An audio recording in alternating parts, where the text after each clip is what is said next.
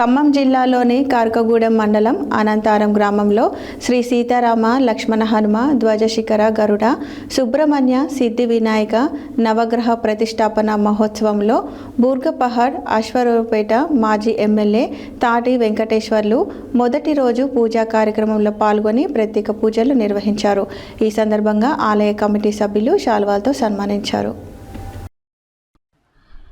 ఖమ్మం జిల్లాలోని కారకగూడెం మండలం అనంతారం గ్రామంలో శ్రీ సీతారామ లక్ష్మ హనుమ ధ్వజశిఖర గరుడ సుబ్రహ్మణ్య సిద్ధి వినాయక నవగ్రహ ప్రతిష్టాపన మహోత్సవంలో బూరంగ్పహాడ్ అశ్వరావుపేట మాజీ ఎమ్మెల్యే తెలంగాణ రాష్ట్ర మాజీ తొలి ట్రైకార్ చైర్మన్ బీఆర్ఎస్ పార్టీ రాష్ట్ర నాయకులు తాటి వెంకటేశ్వర్లు మొదటి రోజు పూజా కార్యక్రమంలో పాల్గొని ప్రత్యేక పూజలు నిర్వహించారు.